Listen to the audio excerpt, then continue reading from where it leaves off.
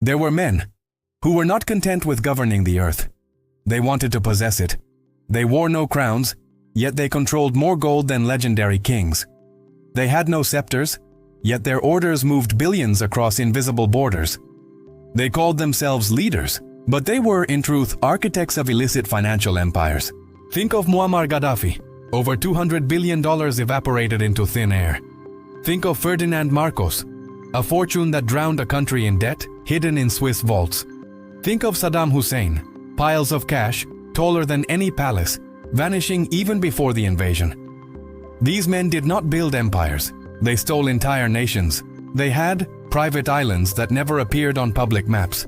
Shell companies in the Bahamas registered under names that never existed, coded bank accounts that only they and perhaps a single phantom banker knew the key to. Their wealth was more secret, more volatile, and infinitely vaster than anything you can imagine. It was interwoven into the global infrastructure, hidden in treasury bonds, in gold bars buried in the desert, and in artwork worth the GDP of small countries. The mystery is not how much they stole. The mystery is what happened the moment the pen stopped signing, the iron fist loosened, and the regime finally gave way. Where, amidst the chaos of the fall, did these trillions of dollars go? When the nations fell and the world turned its eyes to the looting, their money was already gone. This is the forbidden story of the greatest wealth disappearance in modern history. The cold trail of a corruption so vast it defies mathematics. Case 1. Muammar Gaddafi, the Desert Billions. Muammar Gaddafi, Libya's guide. The Bedouin who dressed in self-designed uniforms and lived in palatial tents. For 42 years he held the country hostage. But the true hostage was the nation's money. Gaddafi didn't govern a country. He was the country. And his wealth, drained from the vast ocean of Libyan oil, was not measured in millions. It was measured in hundreds of billions. When NATO bombs began to fall and his 4-decade dictatorship disintegrated in 2011, the world expected a treasure trove. They expected overflowing vaults, secret accounts in Geneva, and holdings on Paradise Islands. Investigators rushed, like hungry vultures, to confiscate the spoils. They found something, of course, a few frozen millions, luxury properties, and some gold coins. But it was a pittance, a mere crumb. Where was the bulk of it? Libya, through its sovereign wealth fund, the Libyan Investment Authority, LIA, had spread a global web of money. These were stakes in European banks. These were real estate assets in capitals like London and Paris. These were billions in accrued interest and dividends, shielded by a bureaucracy so complex it became opaque. When the UN imposed sanctions, over 67 billion were officially frozen, but the trail stopped there. What investigators quickly realized is that Gaddafi's true empire, the money he personally controlled, was a parallel, liquid, and movable fortune. While the world focused on bank accounts, the real money was already in motion. Rumors whisper the truth, that the money wasn't just numbers on a screen. It was in gold bars, tons upon tons, transported on secret convoys, crossing the porous borders of sub-Saharan Africa. It was cash, boxed in metal crates marked as humanitarian aid, hidden in countries like Burkina Faso and Ghana. $500 million in $100 bills stashed away, ready to be transferred by a network of loyalty that survived the dictator's fall. The magnitude of the disappearance is almost impossible to conceive.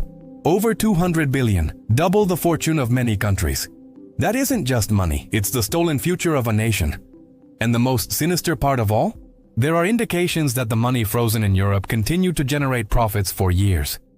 And that, mysteriously, 10 billion euros simply vanished from Belgian accounts controlled by UN sanctions. The investigation in Brussels hit a wall of silence and the shadows of a former Gaddafi banker who scoffed at the treasure hunters, calling the search mere mirages. The pursuit has never ended. UN agents, desperate governments, and anonymous bounty hunters continue to follow the golden crumbs through the desert and the financial labyrinths of Africa. They seek not just money but the connections, the names, the key to a money laundering system that was, in truth, a state within a state.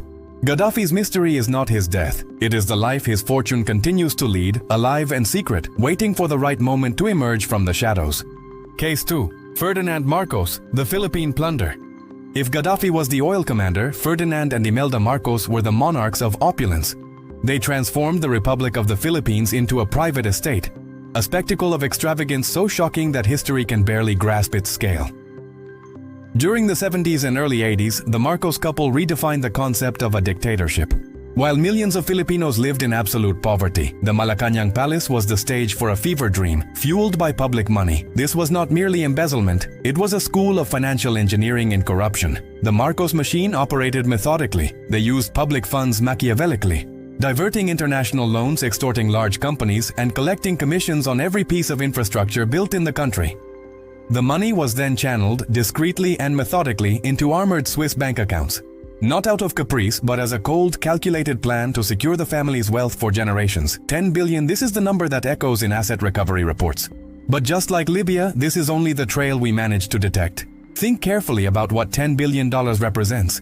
It is mansions in Manhattan, jewelry that blinded in the morning, and of course, the ultimate symbol of their decadence, Imelda's over 3,000 pairs of shoes. A ridiculous obsession that became the monument to their indifference toward the hunger of the people.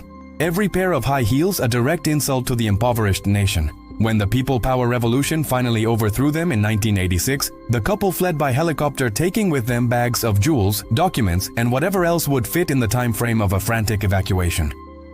The new Filipino administration found the palace empty, but the wealth was already in transit. The money in the Swiss accounts hadn't simply vanished. It was frozen, but protected by a complex legal network designed to resist time and justice. The Philippine government spent decades tearing out, crumb by crumb, what it could find. It wasn't a treasure hunt. It was a glacial judicial battle that dragged through the courts of Geneva and Zurich. They had to prove, document by document, that those billions were stolen property. It took 30 years. 30 years to recover only 3 billion, and the remaining 7 billion, they are still out there, broken up into hidden diamonds, invested in art markets under false names, blocked by legal labyrinths that the Marcoses and their accomplices built to perfection. The Marcos fortune is a case study on the impunity of money. It shows that it is easier to overthrow a dictator than to dismantle his global financial architecture. Because just like the stain of corruption, stolen money does not dissolve. It only changes form, waiting patiently in the offshore shadows until the world forgets the crime. And the legacy of Marcos is not his dictatorship, but the proof that money, when stolen on a grand scale, has a life of its own. The price of luxury in the Philippines was measured in blood debt and in the shoes that were never worn. Case 3. Saddam Hussein, the vanishing cash of Iraq. 2003. The invasion of Iraq. As US troops advanced on Baghdad, Saddam Hussein's regime crumbled under the weight of missiles. But before the dust settled and the Republican palace was breached, one final audacious state theft operation was underway. This is the heist that didn't use Swiss banks or shell companies on islands. Saddam preferred the most primitive method, and therefore the hardest to track: hard cash. Hours before the first rockets hit the capital, Saddam's son, Qusay, entered the central bank of Iraq with a simple handwritten note from his father. The order: withdraw about 1 billion in cash. A quarter of the country's liquid reserves, loaded onto trucks and transported to an unknown destination under the protection of loyal bodyguards. The speed and simplicity of this operation showed absolute power. The dictator was the law, and his letter was worth more than any banking security code. When American forces finally took the palaces, they found piles of money. Not in sophisticated strongboxes, but hidden in false walls, beneath marble floors, and inside cardboard boxes in makeshift warehouses. 650 million was recovered. Stacks of damp $100 bills, Iraq's black gold transformed into dirty paper currency. But just like the other dictators, the amount found was only the tip of the iceberg. Iraq controlled vast oil revenues through the Oil for Food program, and billions in secret funds had vanished in the weeks and months leading up to the invasion. The rest of the fortune, the truly lost part, did not follow the path of bank transfers. It was believed that the money was smuggled to neighbors. Syria, a longtime ally, was the main suspect. Was the money used to finance the family's exile or to secure the loyalty of neighboring regimes? The most persistent and enigmatic of the rumors, however, is that the money never left. The belief among fortune hunters and former military personnel is that billions of dollars in gold and cash were buried in the vast, unforgiving Iraqi desert. Coded maps, locations based on coordinates that only a few members of Saddam's inner circle knew. An emergency savings, an insurgency currency designed to fund a long-term resistance against the invaders, or to ensure the triumphant return of the Hussein clan. Some of the millions found later were, in fact, traced back to insurgents, which lent credibility to the resistance currency theory. But the bulk of the fortune remains a desert legend, a vast treasure hidden beneath the hot sand, awaiting a sign that will never come. Saddam's financial legacy is, therefore, a tomb of money. It is proof that for a dictator, the safest vault is not a bank in Zurich, but the very land he swore to possess. And somewhere in the darkness beneath the desert, billions of dollars are still awaiting their true heirs. Case Patru Nicolae Ceausescu, the ghost banks of Romania. Nicolae Ceausescu and his wife, Elena, were the architects of paranoia in communist Romania. They built the Palace of the Parliament, the second largest administrative structure in the world, a monument of marble and megalomania, while their people shivered, rationing food and living under the shadow of the feared secret police, the Securitate. On Christmas Day 1989, the Romanian Revolution erupted with a brutal and unexpected fury. The couple was captured, summarily tried, and executed. The scene, broadcast to the world, marked the bloody end of the dictatorship. And just like the other regimes, the treasure hunt began. The official accusation that led to their execution notably included the attempt to flee the country using funds of more than $1 billion deposited in foreign banks. $1 billion, a colossal sum for a collapsing country. But there was a fundamental difference between Romania and the other cases. Ceausescu's money never showed up. In the months and years following the fall, investigators scoured Romania and contacted every major Western financial institution. They searched for accounts with coded names. They tracked transfers, state funds, and the family's personal assets. The Spring Palace, the Ceausescu's private residence in Bucharest, was a labyrinth of obscene luxury. Indoor pools, gold faucets, cinema rooms. But these were only physical assets. They were empty shells. The liquid money, the billions that the couple had allegedly embezzled through total control over the economy, and the large international loans the country obtained in the 70s, simply did not exist in the international system. The rumors are richer than the facts. There is talk of secret vaults in Switzerland, accessible only by physical keys and verbal codes. There is talk of gold reserves belonging to the Romanian state that were secretly transferred and hidden in abandoned military bases before the revolt. There is talk of holding accounts under names so obscure that their existence would only be revealed decades later, under inheritance laws. But the official truth remains empty. Zero was recovered directly from the financial assets of the dictator and his wife. Is it possible that the couple, obsessed with total control and distrustful of the West, never had the opportunity to move the fortune like Gaddafi and Marcos? Or was their system of secrecy so perfect, so watertight, that the money became invisible, a phantom treasure that not even the most violent fall of communism could unearth? This is Eastern Europe's coldest economic mystery. The money is out there, perhaps still in the same banks that the West accused, but it is protected by a layer of bureaucracy, denial, and secrecy that makes the Ceausescu plunder almost mythological. The verdict of embezzlement remains. The money, however, never materialized. Romania, which paid the price in blood, never recovered its lost wealth. The Ceausescu fortune is the most alarming proof that sometimes a dictator's corruption can create a financial black hole so deep that it swallows the evidence of itself, leaving behind only the memory of its greed and the metallic scent of betrayal. Case 5. Joseph Mobutu, the African king of gold and debt. Joseph Mobutu Sese Seko, the man who renamed himself the cock who sings victory, the warrior who conquers without ever being stopped. He ruled Zaire, now the Democratic Republic of Congo, a nation that floated atop incalculable resources of copper, diamonds, and gold. Yet the only one to become immeasurably rich was him. Mobutu transformed corruption into an art of the state, calling it Zaireanization. He didn't just steal, he hollowed out the nation from top to bottom. His personal fortune, estimated between 4 billion and 15 billion, eclipsed the gross domestic product, GDP, of his own country. He was literally richer than the nation he governed. His extravagance was insane. He traveled for shopping trips in Paris on the Concorde, renting the supersonic jet to buy champagne and caviar. His luxury yacht, the Camagnola, patrolled the Congo River. But the epitome of his megalomania was in Gabadolite, his palace complex in the jungle, known as the Versailles of the jungle. Carrara marble imported from Italy, Venetian crystal chandeliers, faux Louis XIV furniture, an international airport, built in the middle of a remote village, capable of receiving the Concorde.